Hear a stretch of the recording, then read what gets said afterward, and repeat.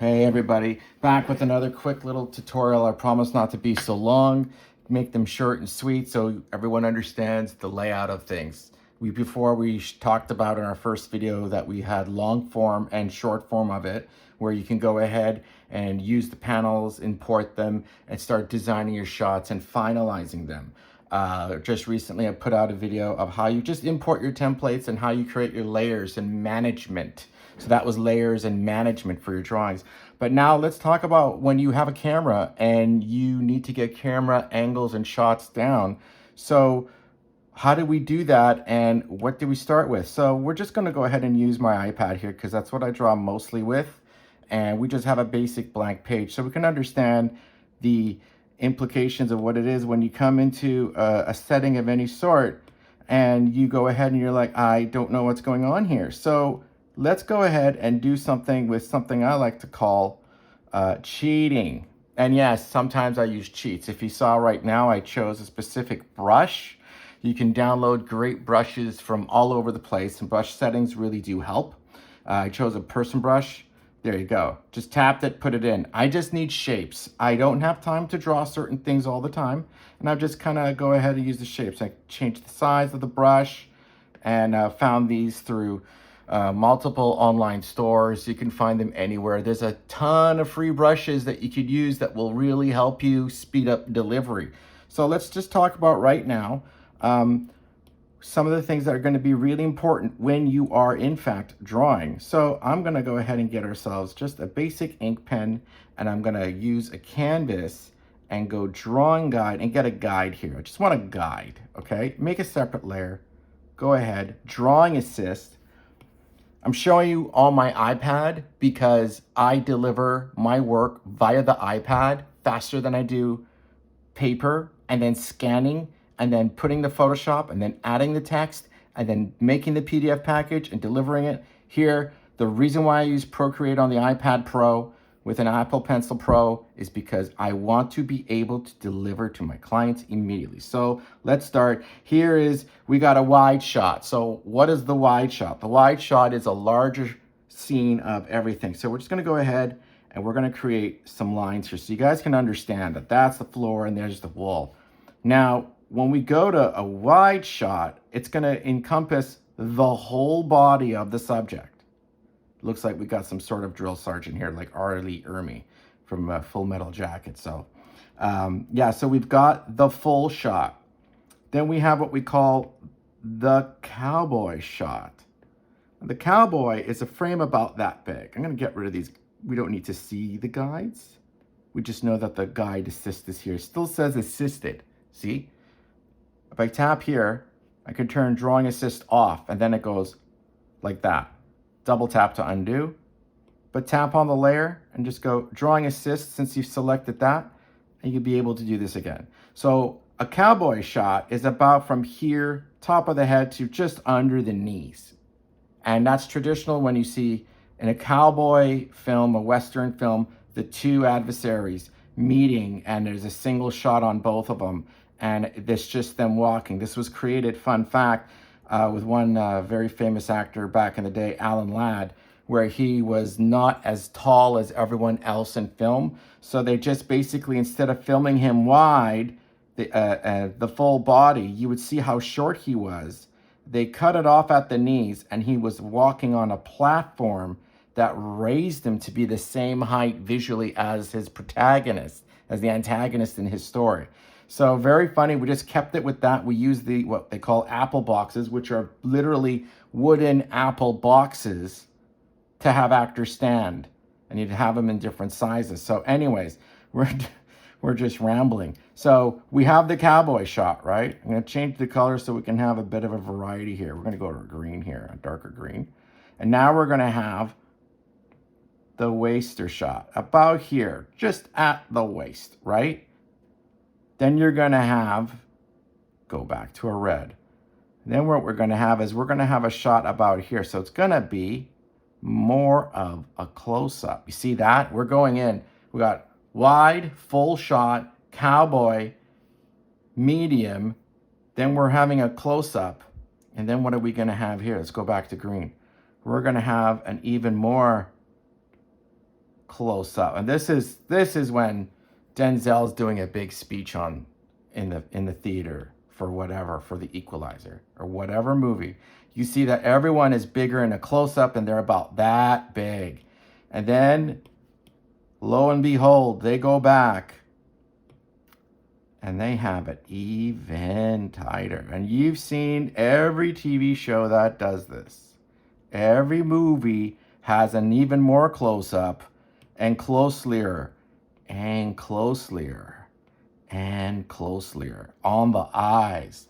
And a lot of shots will start wide and push in on the eyes, or start on the eyes and zoom out to a wide. One of my favorite examples is in Raiders of the Lost Ark from 1981, and Marion is taken in Cairo, and she is hiding in a basket during the Cairo market scene. And in the fight, she hides in a basket, and the bad guys find her. They cart away with the basket that Marion's running around is inside. So Indy's chasing them in the market, and when he goes around a corner after trying to find her, he runs out of the alley up to a close-up. And as it pulls back, the camera goes up higher and turns to the left, camera left, and we see the entire marketplace is full of the same basket. It's one of my favorite shots, and it's one of the shots we always refer back to, and I always steal. I steal from the best all the time. So that's what we have.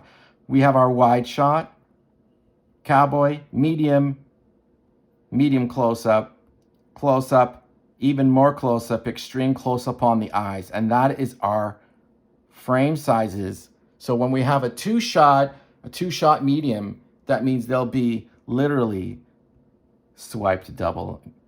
A two-shot medium is going to be literally two shot at a medium at that green right here.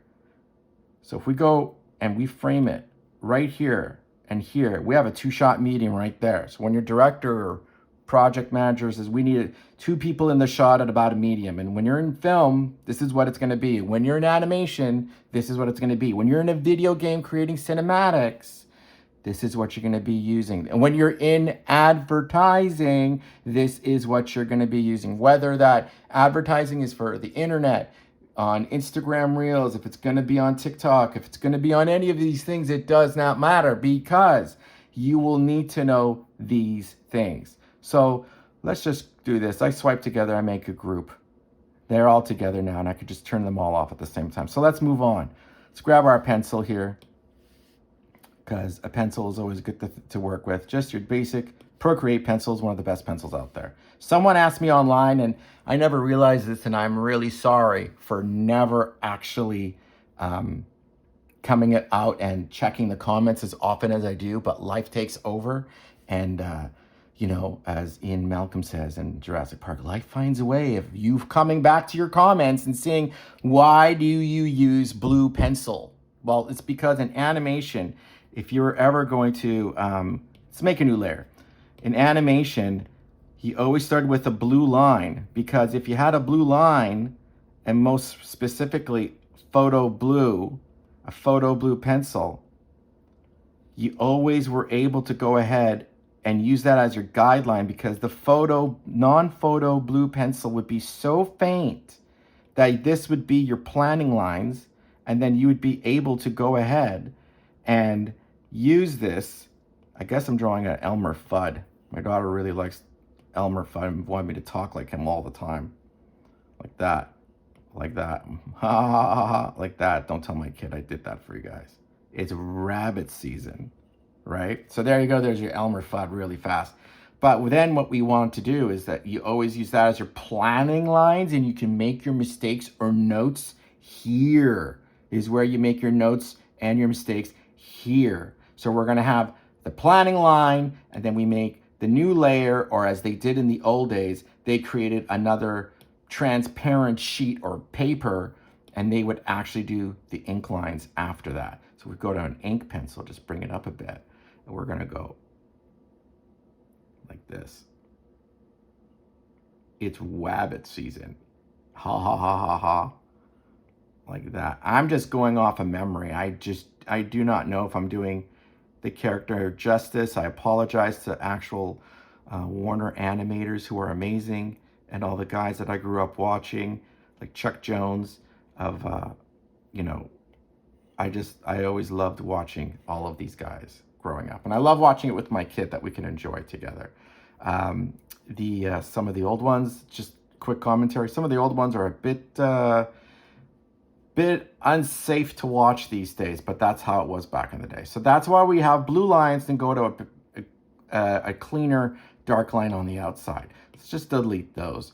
So now that we have that, and we know that we're going to go ahead and we're going to have a main shot, we're going to have our wide to close up, then we have to understand something called axis. Okay? Axis. What are the rules of axis? It's also known as the 180-degree rule. And that's when you have a line. Your line, and it's your eye line. So if I were to just go ahead and just make that line, and I'm going to have a circle. And if you want to make circles in Procreate, it's great. Just make a circle, hold it, and then it'll create it for you. It's fantastic. I love it. That's why I always come back to Procreate. I mean, why leave it? I've never left it. Why leave it? It does the job great. Great. So just erase these lines. We're not going to use that. And when it comes to, hold down. Yes, if you want to use the same pen and the same pen stroke as the eraser, pen, hold down on eraser, and it switches. So you get the same if you want to use it for texturing. It's what I use as well for my comics. So just get rid of this. We're going to discuss the 180 rule really quickly. I promise you, like I've told my students in the past, you will never see any show the same way ever again. Okay? And every movie does this. If you want to know how we can break some movies down, go in the comments. I'll be checking my comments more often, I promise. And we'll go over some scenes and I'll just illustrate them really quickly for you. So this is how we develop eye lines. We'll just go top down. There's the ear, there's an ear, there's the shoulders, there's the person's head, there's the eyebrows, okay? So, and just to save my life, I'm just going to go like this here, like that. Add, copy, paste this, and then look at this. Magnetics, copy, paste, and I'm just going to drag them, and there we go. Now we got person A, and we got person B.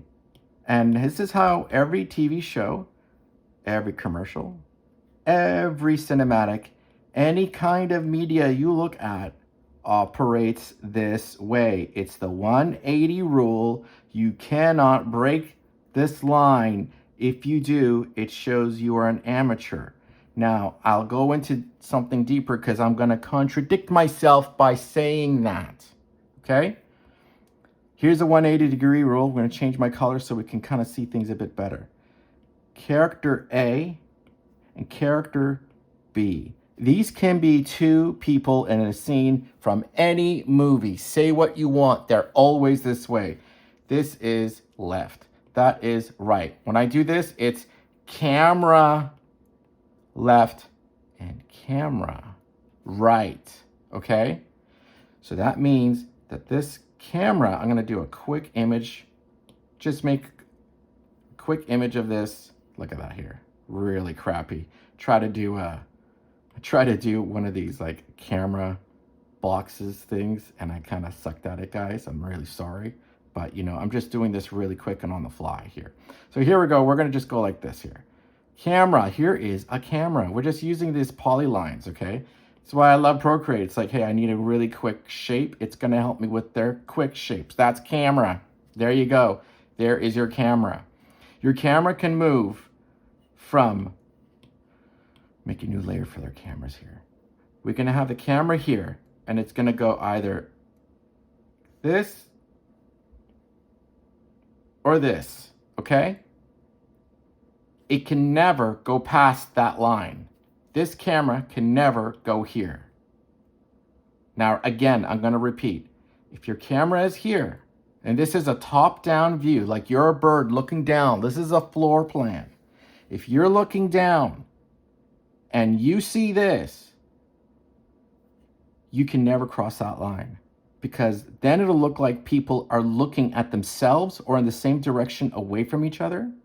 It's when you see really bad TikTok videos or Instagram reels of people trying to do something funny and they're just learning how to use a camera on their phone, and they're both looking, and the same person's trying to act like two people looking in the same direction with a different t-shirt. It's just they're not using the rule of access here. That's why those videos suck, and they suck as influencers.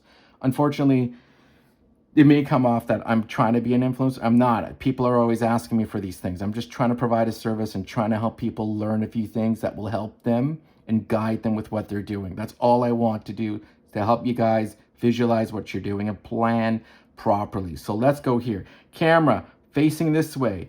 We can go as far back. Let's just imagine this camera is, let's make our canvas bigger. Go to the settings, canvas, crop and resize, zoom back.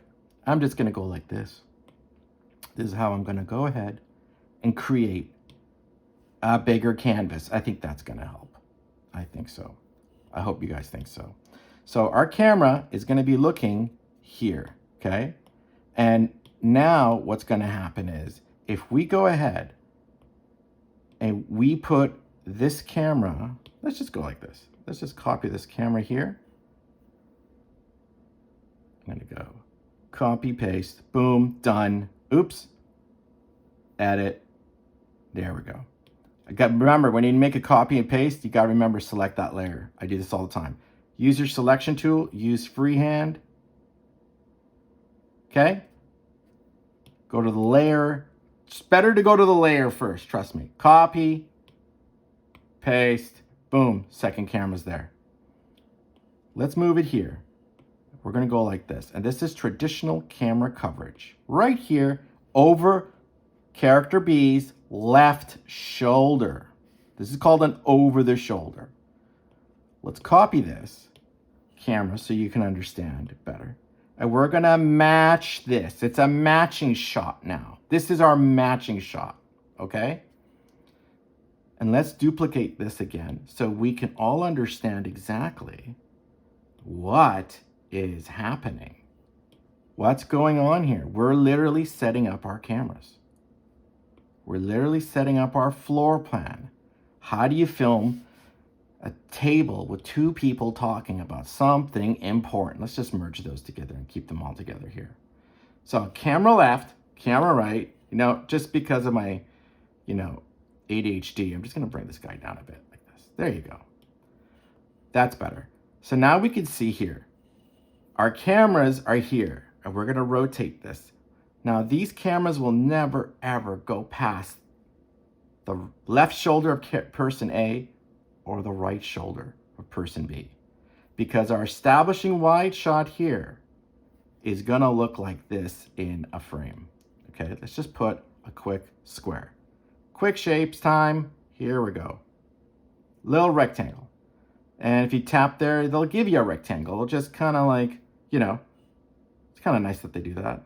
It's not complete, but that's okay for our purposes here. This is all I want, okay? So this is our camera shot here. I'm gonna keep this frame, and over here I'm gonna go like this. Here is the ear, nose, chin, a coif hair. Ooh, okay, it's like an Elvis hair. Just like that. And then what we're gonna do is we're gonna go like this. Show the table.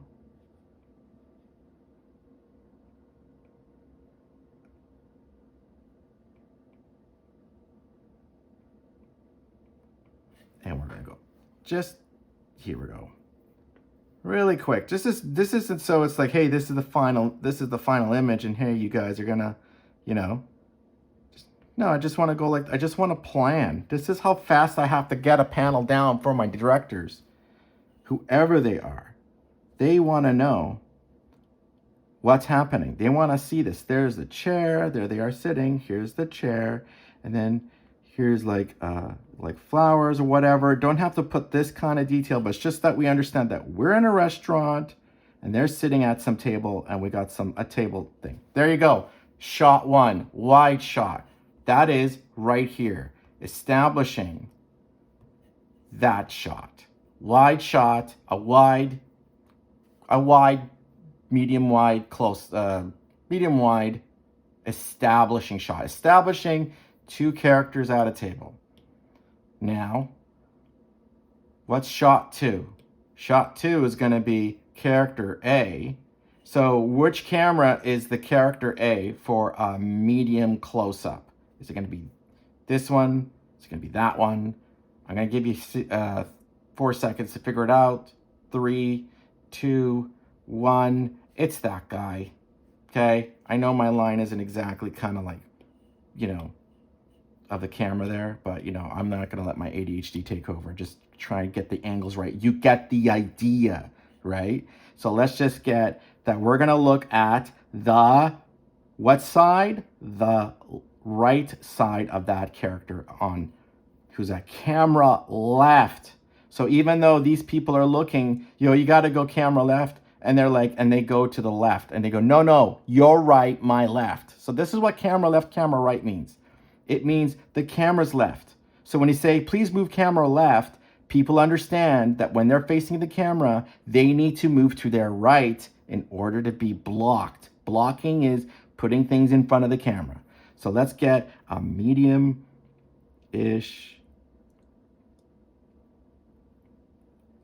just plan it, right?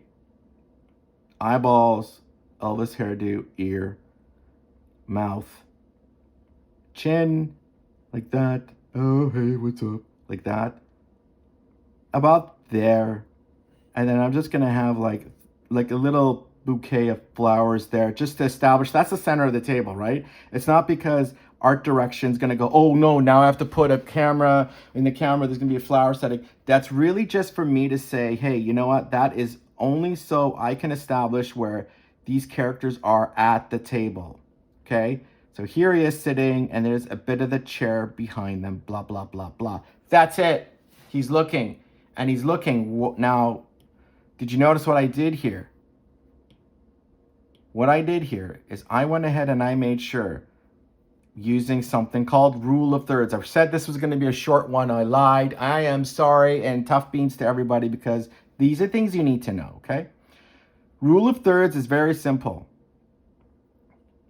Every frame has thirds, okay? It's just roughly put in here, okay? We can get into the nitty-gritty details later, but you really want to use your rule of thirds. It's in anything with when you're making a composition and framing and whatnot, okay? These are your rule of thirds.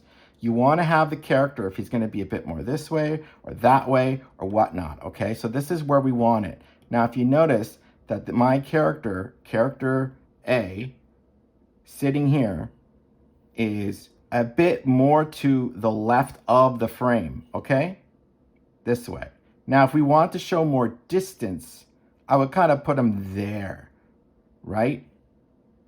If I wanted him a bit more center frame, he would be more center frame.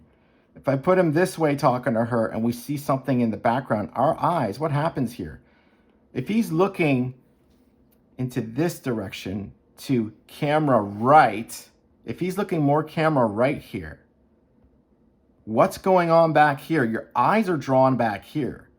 So unless you're making a horror movie and the screen is dark and the character's walking this way, your eyes are drawn this way. This is how you develop a mood and something to unsettle your audience or viewer, is you have this empty space back here.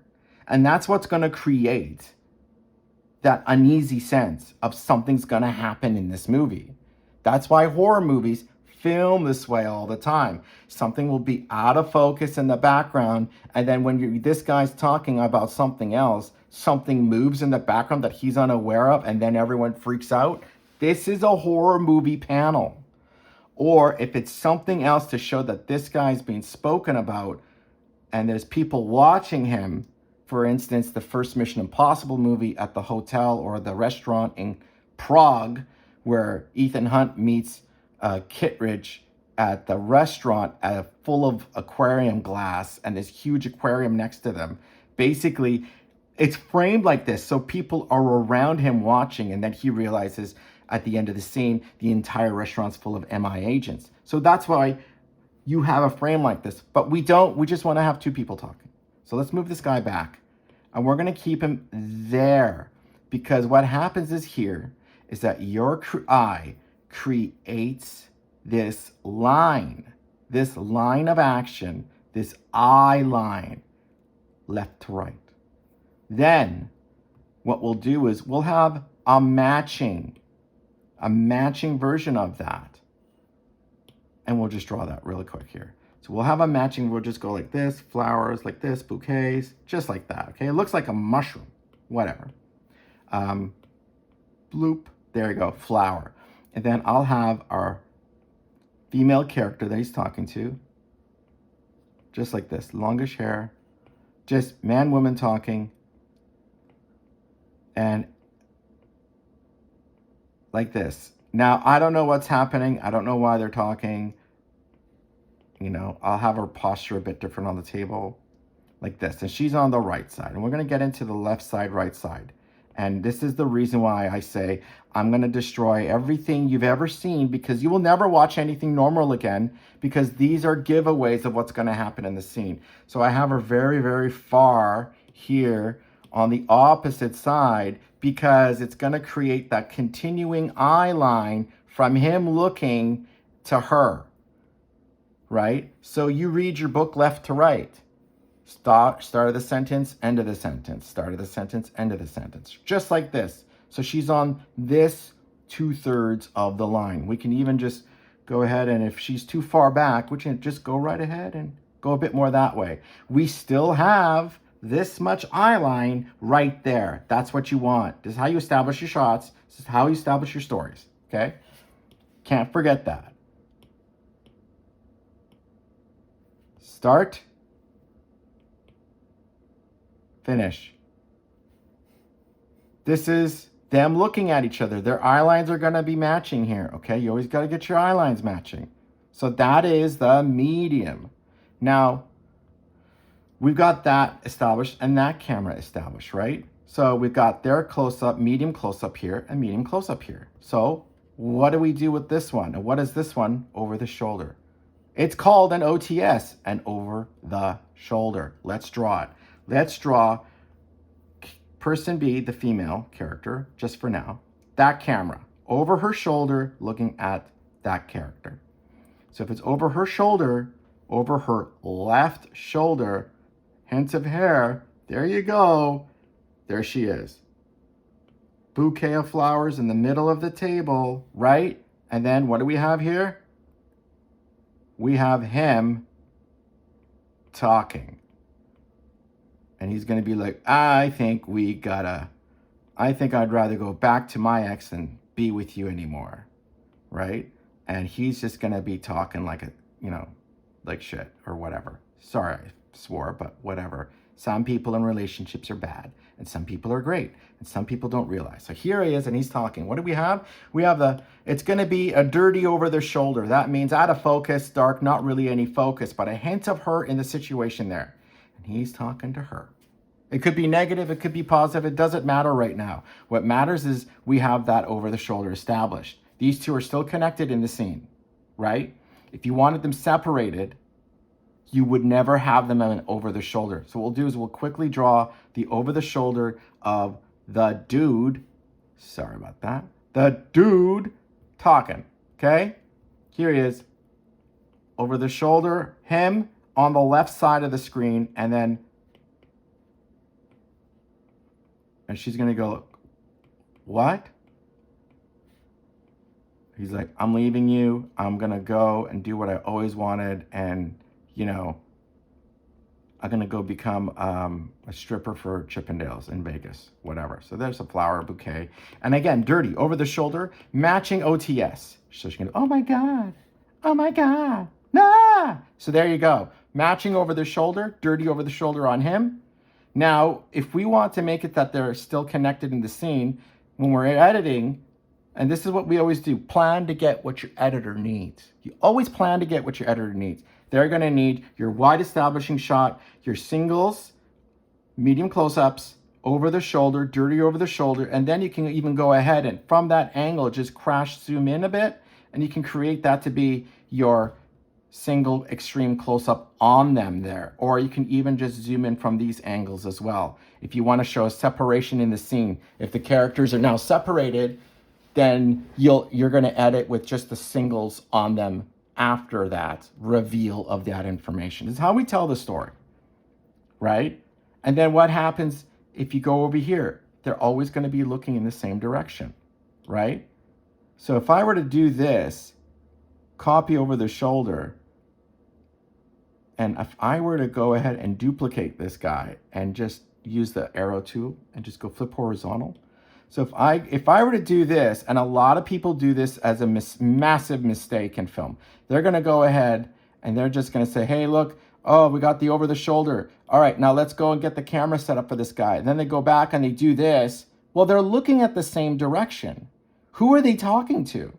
He's talking to the left of frame, and she's reacting to the left of frame. So who is actually at the table with each other? Who's there? She's talking to who? To him? How? They're in the same seat. Is it like a different time of day? It doesn't make sense. A lot of people make this mistake a lot. All they had to do is if they wanted to use, there's other situations called French reversals where they only have one corner of a set and they have to change the set in the background to make it look like the opposite wall, but they both sit the same side. All they had to do was just kind of like have this guy sit looking that way and just reverse where he's sitting. Use the same corners, use the same table, change the paintings in the backgrounds, 2 different walls. That's all you do. And a lot of people make this mistake all the time. They do the really bad French reversal. That's going a bit too far for some people, but you got to remember that when you do this, and this is the problem with a lot of those people trying to be influencers or TikTokers, they forget this 180 rule here. This is why their videos suck, because when they're like, hey, you ever see this? No, I haven't seen this. Well, let me tell you, if you did this, you can't. Well, they're both looking at this. The person in the video is wearing a different t-shirt, but looking in the same direction. So it looks like they're talking to themselves. So it's kind of ridiculous. And, I mean, if you want to know perfectly, you look at Smeagol and Gollum in the Lord of the Rings. Every time Smeagol was talking, he's in one direction. Every time Gollum's talking, he's a different direction. There's a reason why you set up the 180 rule, because it works. So when we get rid of that, because we're not going to use it, and you see this guy, and he makes a bombshell announcement and drops it on her, and then she reacts the way she does. Well, she's on the right of the frame, and here's a simple little thing I'll leave you guys with. When she's on the right of the frame, she has less power. So the person with less power is on the right side of the frame. The person with more power is always on the left side of the frame. Left to right. How do you read? Left to right. Power, no power. Power, no power. Power and no power. Left to right. Every show and movie you've ever seen use this religiously. The only time you ever go this way and you break the rules is because you know how to do this like a pro. And when you break the rules, you have to have a good reason to. So the only good reason you would have is if he tries to drop a bombshell thing on her and he tries to tell her, well, I decided I'm going to go ahead and move to California for a better job. And then she goes, what? You're leaving me for California? And he goes, sorry. And then he goes, yes, I'm going to California, punching on his close up there. And then she's going to go, let's do this here. Let's open this up and I'll show you why. The reason why we're going to cross what we call cross axis, break axis. Well, and she's going to go like this. Well, guess what? And we're going to have a subtle camera move. We'll have that.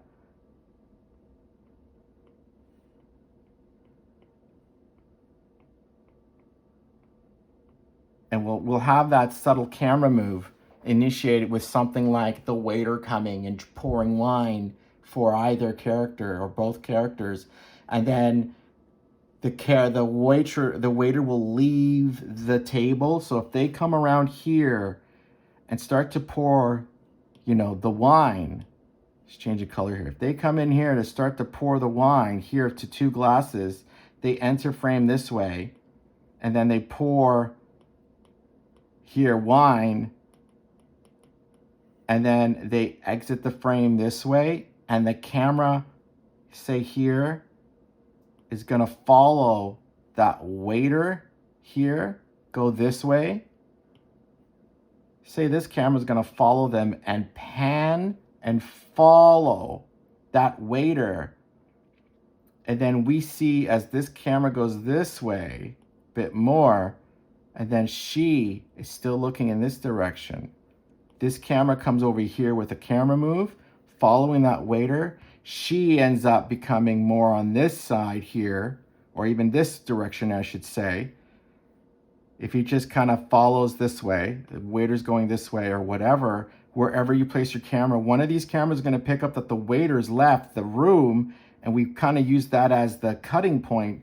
What's going to happen is she's going to end up on that side, and she's going to drop the bombshell. Well, guess what? It's all part of my plan. I want you to go to California because I've stolen your job and I've taken your house. And he thought he had the upper hand, and turns out she let him into that so she can go ahead and say, haha, ta-da, I did it. It was all because of me. I'm the butler who, you know, had the candlestick in the library and did the murder or whatever it is from Clue. So that is how you establish a really quick thing. There are examples and better examples that I gave about how you break axis. I would recommend going on Studio Binder and about the 180-degree rule. They have a great video that establishes about creating the 180-degree rule and also how you break it. And I have a great example.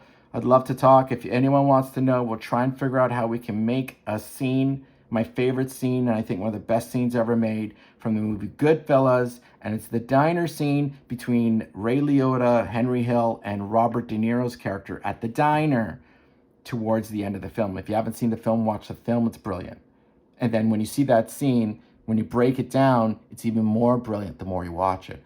So that's how you do the 180-degree rule. You never, ever, ever break that line unless you know how to do it properly. That's it for today, guys. Hope you liked what you saw. If you didn't like the drawings, that's okay. Not my problem. You're here to learn. See you guys on the next one. Don't forget, like and subscribe.